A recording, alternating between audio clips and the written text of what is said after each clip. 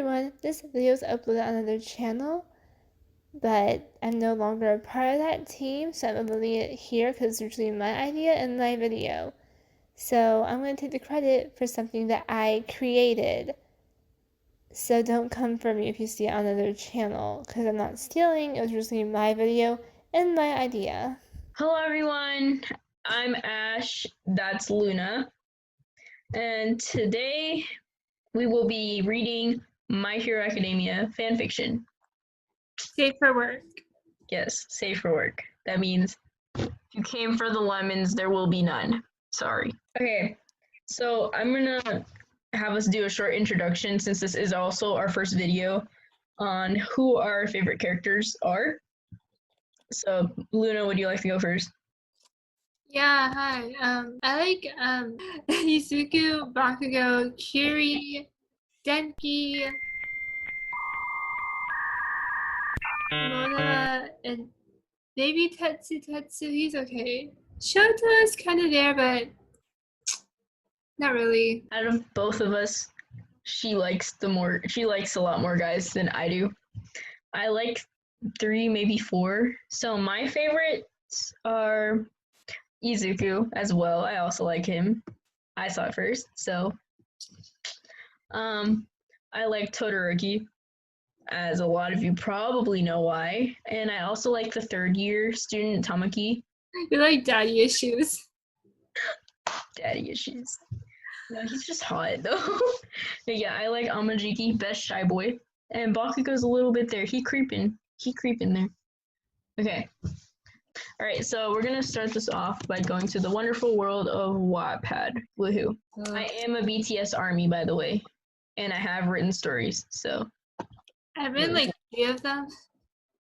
She writes a lot more than I do, but I write some. I had this longer than you have, so. I got this in like, what, 6th grade? I did too, though, but we're in different years, though. Yeah. She's older than I am. By how long? 3 years, I think.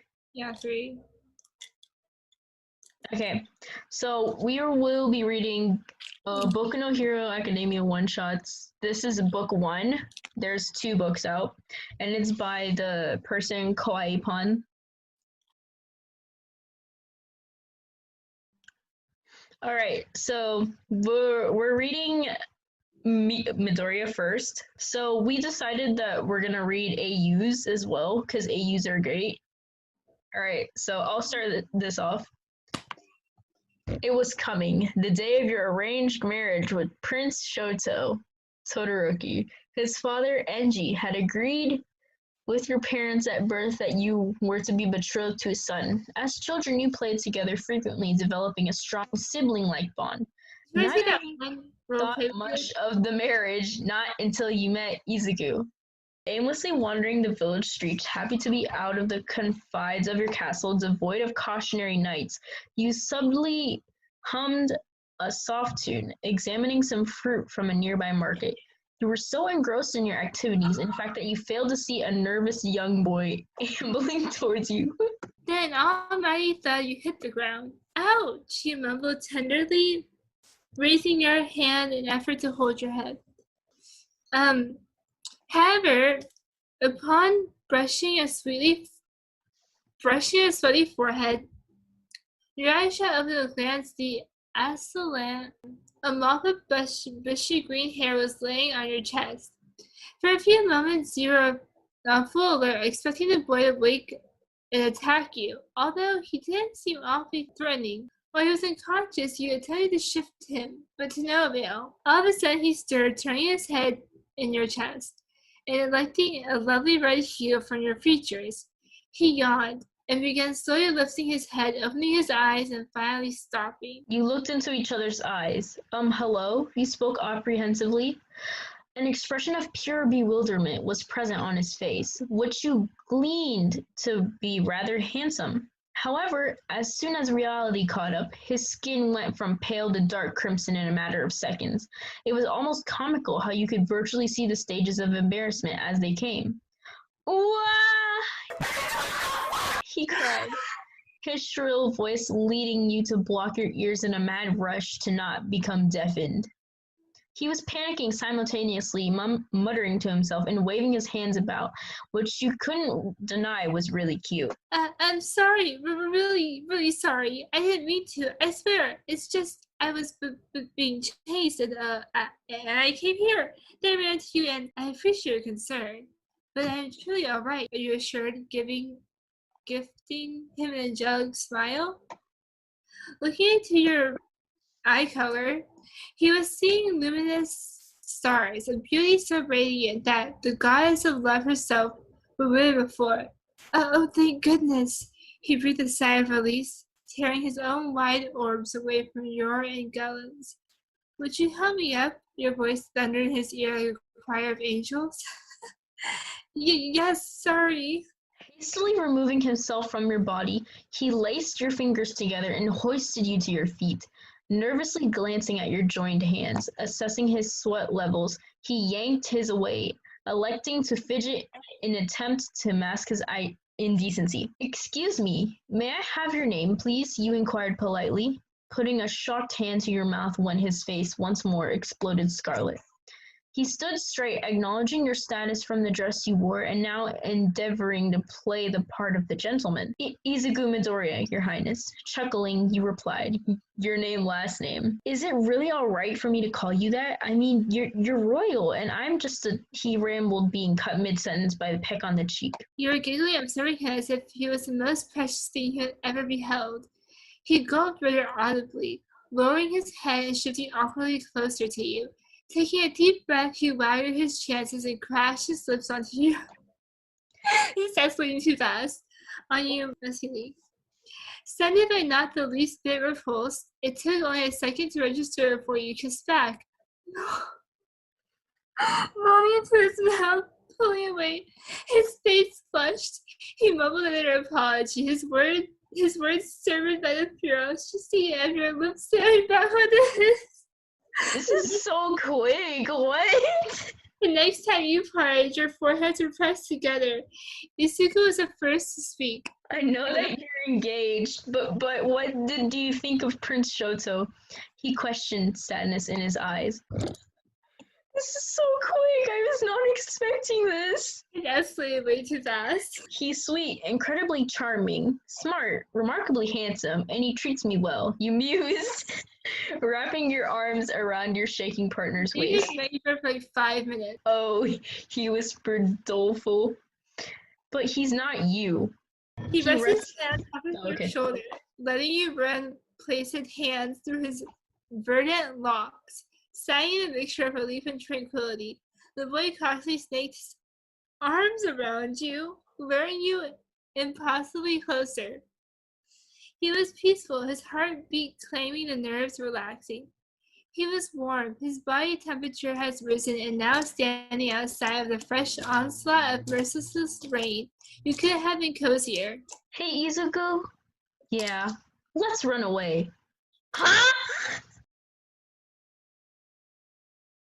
Okay, so I'll be reading the story myself as my boy Katsuki is a vampire AU, so there is a tradition on your small island which happened about once every 2 years.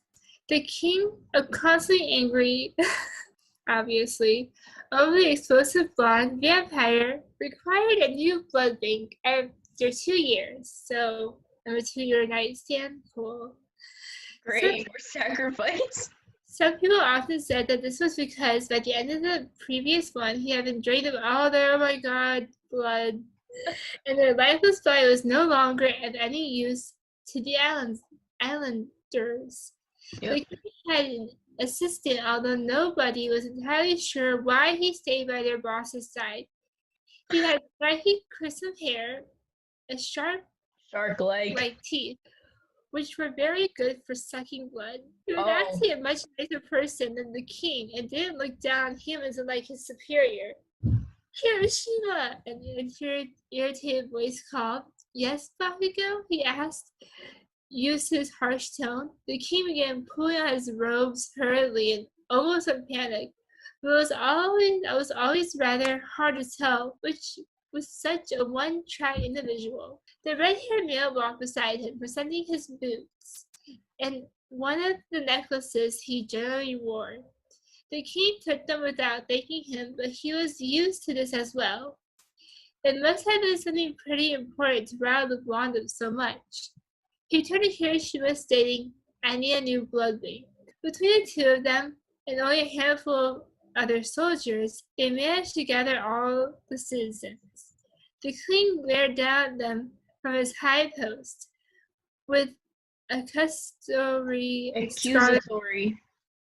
scarlet orbs.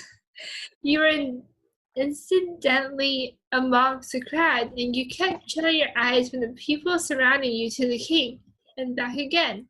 Something told you you didn't want to make eye contact with the brute.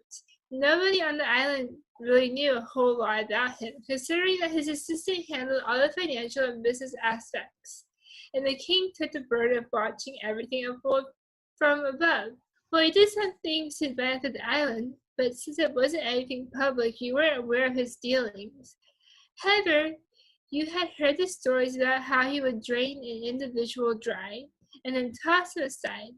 From what others had recounted, he seemed to be a truly heartless, ruthless killer. But the people were too afraid to even attempt to overthrow him. It was said that his assistant had the ability to transform into a brilliant red dragon that breathed fire. It would certainly explain why you had often glimpsed a dragon flying above in the air anyway. All was silent and no one dared move. The king sniffed the air trying to work out who had the most delicate blood.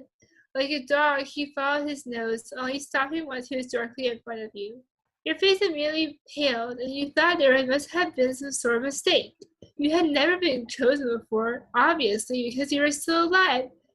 But why now then? What was so good at the scent quality of your blood, anyway? How could vampires even tell? I mean, they look just like ordinary humans, all except for the protruding fangs. The king walked closer and completely froze. His face moved in a circular motion as he checked, confirming the smell did, in fact, belonged to you. He pulled back, a smirk now forming on the corners of his mouth. He licked his lips cruelly, sending a violent shiver down your spine. He stood up straight. This is the one. I knew it. We're up for sacrifice. We're gonna die. Yay. Hiroshima nodded, instructing a few of the shoulders to detain you. However, before they got the opportunity, the king raised a hand, stilling them. Their faces showed confusion, but when they met the eyes of the blonde vampire, they understood that they needed to back down. He looked at you, grabbing your chin to turn your face.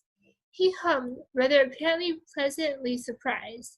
Dropping that hand, he clasped his fingers tightly around your wrist, using nothing but his superhuman strength to drag you along. He refused to let you go, and so you walked in shame towards the palace, multiple soldiers flanking you, just in case you did attempt to escape.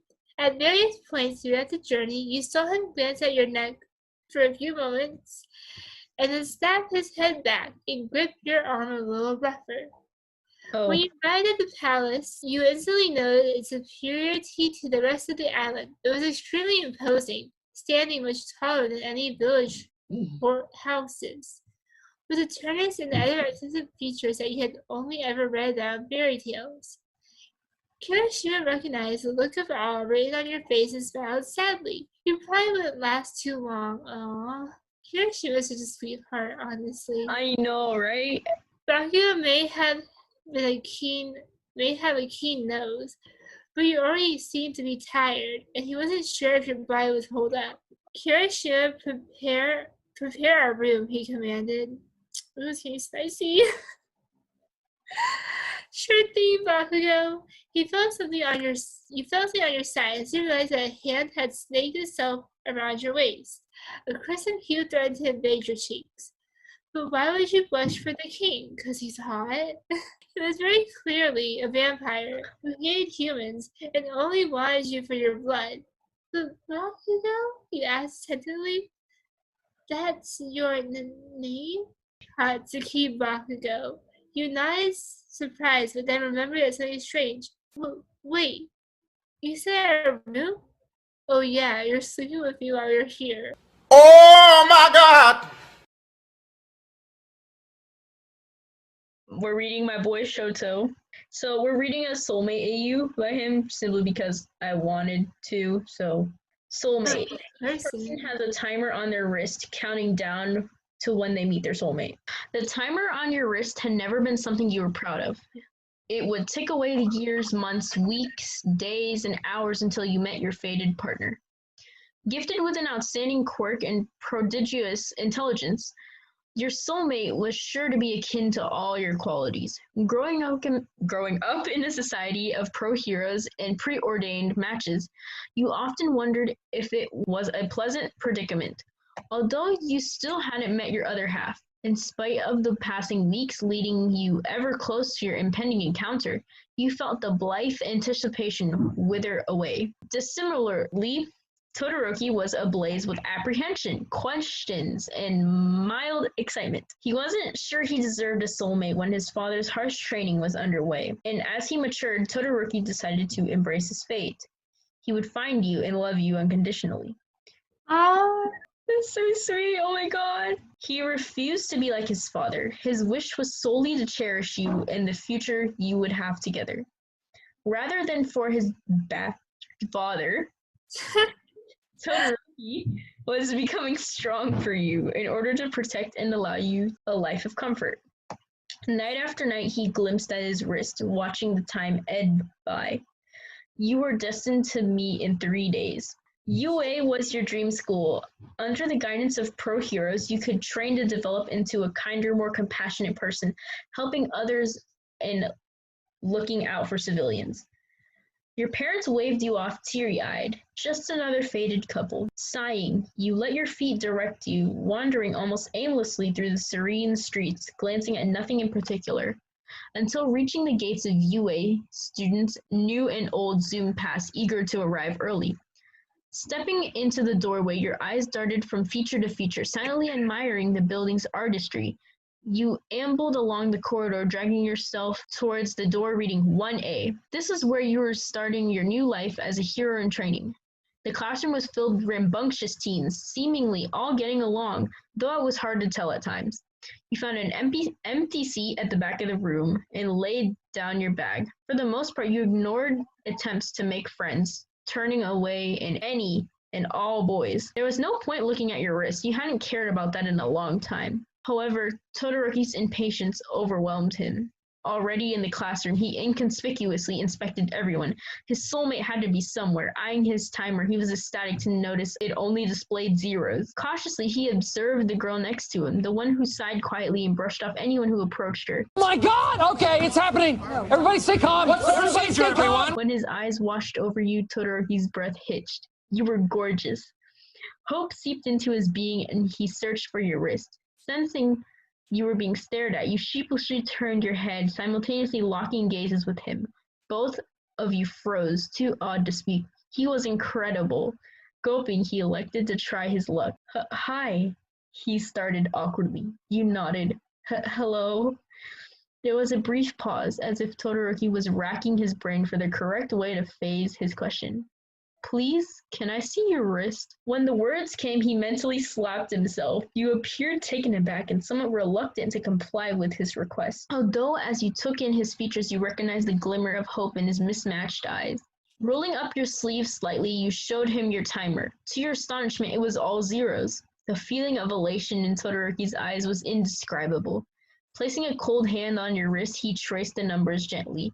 You shivered at his touch, but it wasn't loathsome. Everything you let yourself believe was scrubbed violently from your mind, replaced instead with utter euphoria. Shoto Todoroki. Call me Shoto. Then call me your name. Your name, Todoroki! Oh my god! Man, I'm sorry, that last word got me. Okay, so we were going to do an AU theme, but Denki doesn't have that. I'm reading this myself because he's my boy, so. Oh god. Doesn't this seem familiar? He thought your YouTube channel was absolutely amazing. You're actually one of the best players out there, at least to his knowledge. He was a little hesitant at first, but he had bought it into the preconceived belief that the females were all good at gaming. However, when he started watching, he soon changed his opinion. Go Denki. The way you effortlessly completed every game task and made every opponent sent shivers down his spine. Your voice only heightened his excitement. It was heavenly and for some reason sounded oddly familiar. He tried to shake off this thought. As he rushed home, his laptop was waiting for him, and so were you. At least that's what he liked to think. This was bound to be an incredibly sensational day. You were finally doing a face reveal. He wore a wide smile, just imagining what you could look like. He figured from your voice alone that you would be a pretty young woman. Probably no older than him. Yeah, this is not legal. He began wondering if you lived anywhere close. Suspiciously, he scanned the area, narrowing his eyes at the various houses he passed. When he arrived home, he hastily kicked off his shoes, bounding upstairs without greeting his family. Immediately, he opened his laptop, popping at the correct tab. Dude, this was me during like the beginning of quarantine. And viewing your channel, a whining sound escaped his lips. A whining sound escaped his lips as he realized he had yet to post. He threw himself atop his bed, rolling around and rolling around and biting his sheets. You had promised to do the review after school, he recalls. You probably would have had it up for a while. He said quietly. His post, the wait made it more exciting. A few more minutes passed with the luxury blonde checking his laptop screen frequently. Eventually, he lifted his head at the right moment to see that your video was up. He scrambled up to his desk, settling himself in his chair and clicking on the video. He gulped, extremely nervous. It started and your voice could be heard, but you had a gaming background. Suddenly, it was removed and replaced by an awkward-looking girl, waving to the camera and presenting a series of new games. Kaminari's hands flew to cover his mouth, trying to muffle the screams. He had a massive crush on you. This was amazing. He wasn't the last bit aware that you owned such a great account. The content you put out stopped bothering him after some time. It got to the point where he focused on your voice, sometimes playing with your videos on repeat, oh my god boy, while he drifted to sleep. He attempted countless times to pinpoint your voice because he was certain that it sounded familiar. Now he knew why. He almost started crying. You were so cool. He was definitely going to let you know tomorrow. You would be bombarded with questions and compliments. It wasn't as if he never talked to you, but the two of you had drastically different friendship groups, so you didn't often have the chance. That night he slept peacefully, listening to your soft tone once or twice. His eyes fluttered back open because he distinctly heard his name in your musings.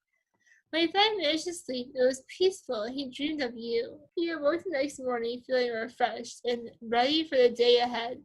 He proudly ran to school. He was actually incredibly early, so much so that the only other person there was Ida. Yep. As soon as you stepped through the door, you were engulfed in a hug, where you fell backwards, obviously ill-prepared. Ida made a fleeting comment about your safety at PDA, but neither of you were listening. Hi? This is unusual, you mumbled. His eyes were sparkling. It was absolutely terrifying. You're amazing, he yelled. Thanks, he raised an eyebrow in extreme confusion. He leaned closer. Channel name. I knew it. I recognized the voice. You paled. Maybe you got the wrong person? No way. You did a face reveal yesterday. He beamed, jumping up and down like a constipated child. That was, my doppelganger. That's the worst excuse you could ever come up with.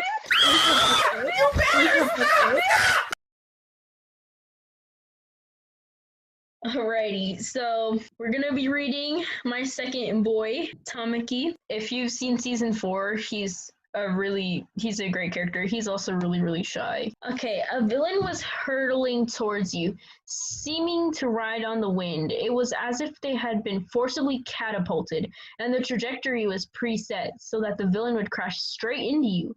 A violent shudder racked your body. The individual in question looked incredibly malicious, but you were rooted to the spot, unable to even lift a finger. Your mouth was hung open and a distressed expression adorned your face. You really didn't want to die like this. It was such a meaningless death. Well, not really. You're stuck to the ground Oh, that is meaningless. Gulping, you attempted to move your legs, but they were frozen. A cold sweat rolled down your forehead, arms, and chest. The shopping bags dangling from your fingers slipped, falling over on their sides. This was it. You were going to die. Nothing could have possibly prepared you for this unfortunate moment. That is, if you discount that fact that you were an aspiring hero. You weren't exactly a coward, but when something this confusing and dangerous happened, you weren't really sure what to do. The villain was almost upon you. There were no heroes. You were surrounded by civilians, but nobody who could easily stop this monster. Your eye-colored eyes fluttered shut, a singular tear cascading down your cheek. They never collided. You remained in perturbed silence, not daring to open your eyes for fear of seeing the sharp side of a glinting blade. However, instead, you heard gentle footfalls, then labored breathing. It was close, right next to you, perhaps. You sucked in a gasp, stilling your oxygen flow for a good few seconds. You didn't hear the clinking of metal, nor the screams of someone injured. All you could discern were more footsteps, heavier this time, and a few male voices. You recognized one of them, although you weren't sure where from. You absent-mindedly curled and uncurled your fingers. Then you heard someone run up beside you. Then you felt a gentle hand on your shoulder. The unknown person shook you slightly, trying to snap you back into reality. Now that the danger had subsided, you turned your head, immediately feeling a comforting warmth envelop your entire being. It started with the hand on your shoulder, then spread all the way to your toes. Slowly, you allowed your eyes to open. Hey, are you okay? A red-haired boy asked, running to your side. Hey, Kiri! You couldn't speak. It was as though all the air had been punched out of you. The male standing anxiously nearby was completely entrancing. There was an adorable twitch in his pointed ears and a slight quiver in his mouth. You love his ears. Yes! They're elf ears! Elf boy Tamaki! His hair was ebony and he seemed so fluffy. You really wanted to pet it. That's something you would do. Yeah, I would. His eyes were dark and clouded over with nerves. He was in his hero costume, but his hood was down, and he had a visor over his eyes. He looked so outstanding, so cute and pure, that a crimson hue spread on your cheeks. Are you all right? His voice rang in your ears like a choir of angels. There was a dreamy expression on your face as you responded, yeah. Did she hit her head? Fat Gum said, yo, smirking. Dude, Fat Gum would. He is stunned by you. He flushed. Not possible. You're sure about that? The pro hero laughed, looking between you and his intern. The red-haired boy gasped. Aren't you from UA? I think you're a second year. You nodded, voice coming out as barely a whisper. Your name, last name. Eijiro Kirishima. And this, he pointed to the man beside you, is my senpai. Third year, Tamaki Amajiki. Tamaki, you muttered, trying the name on your tongue. He swallowed thickly, attempting to avoid eye contact with you despite your interest to look deeply into his onyx orbs. It was difficult because he genuinely wanted to look at you. Of course he had seen you before, in school, and it was love at first sight. He always broke out in nervous sweat when you passed by each other. You weren't ever actually looking at him, but he always kept his eyes trained on your figure. He subconsciously tried to glide closer to you in the hallways just to hear your heavenly voice. He loved your infectious laughter, your bright personality, your compassion, and your conviction. He would often become very despondent upon remembering that you didn't even know who he was, and you probably wouldn't ever have the need to talk to him. You were in different years, in different friendship groups, and you were hardly ever in the same place at the same time. So now that you were practically in his embrace, staring up at him with wide, curious, and affectionate eye-color orbs, he desperately wanted to look at you. He wanted to pepper you with kisses, cradle you in his arms, and bury his face in your chest.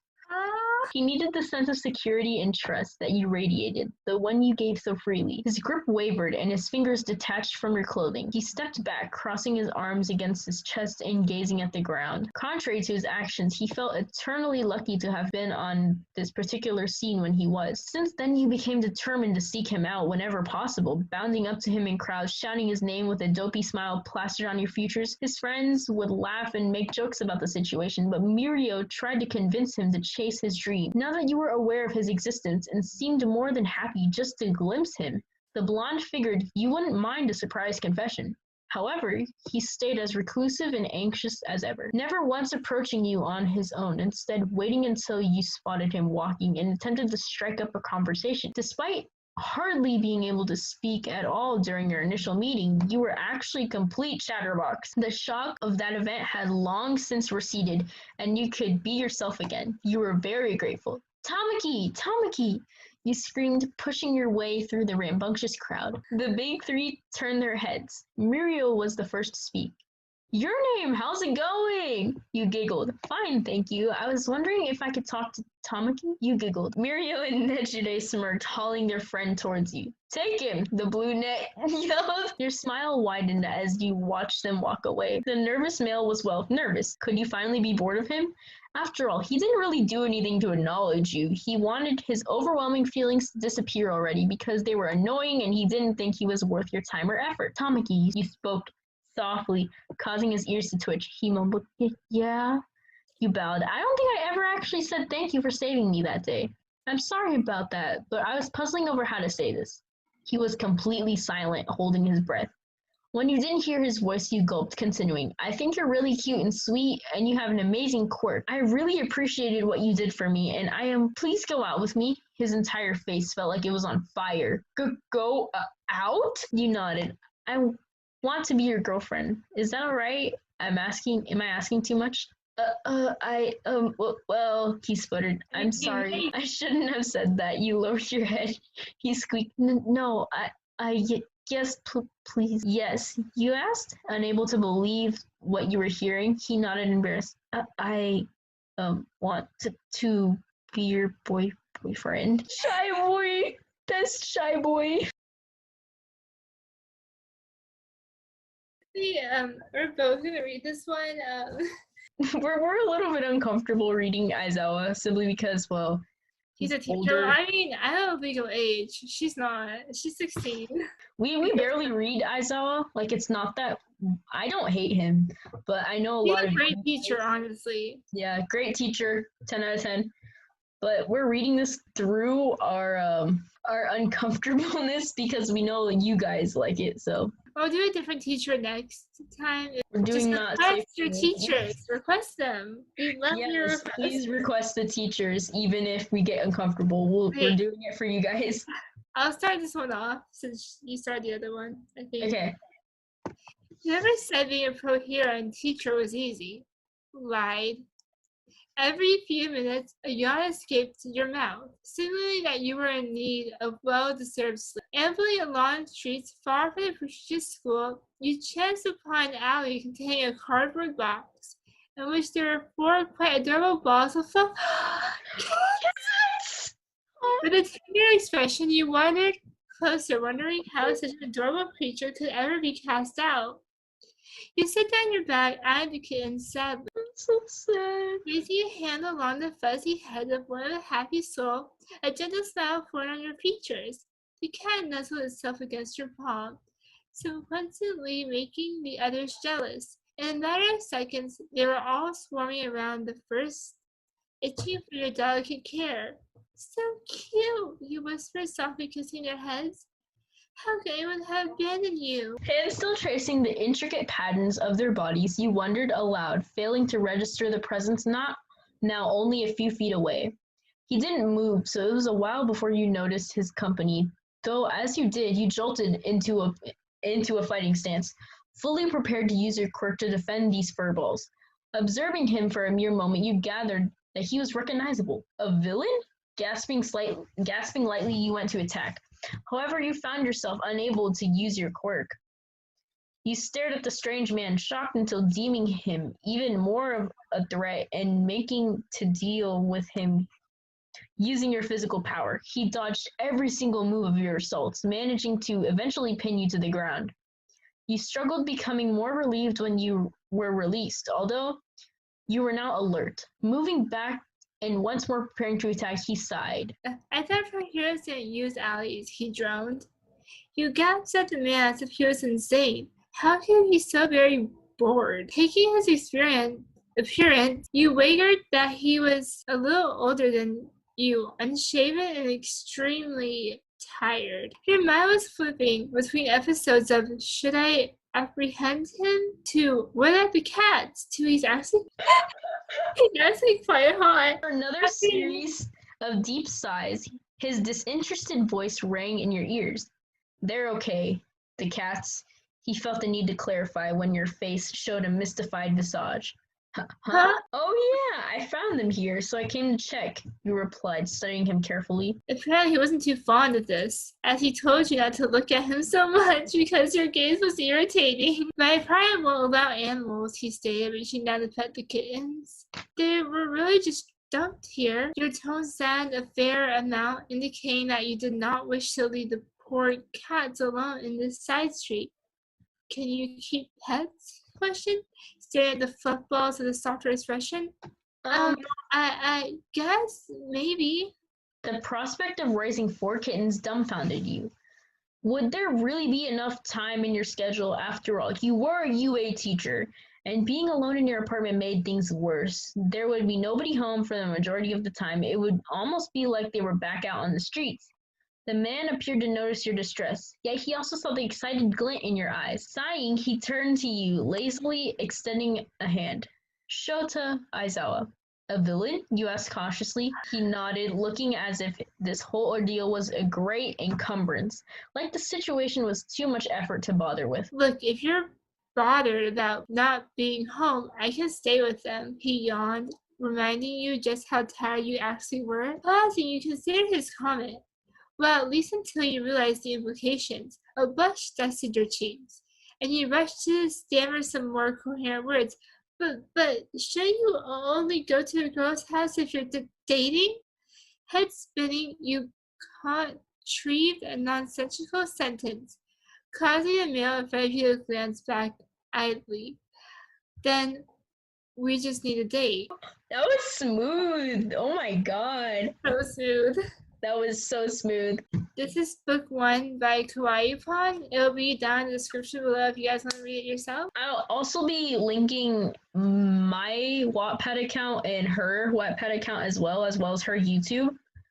And yeah, thanks for watching this. This was kind of cringy, but great for both of us, especially since we're in quarantine times and there's what else can we do? We just wanted to lift people's spirits in the sad that's going around. All right, so bye guys. Thanks for watching.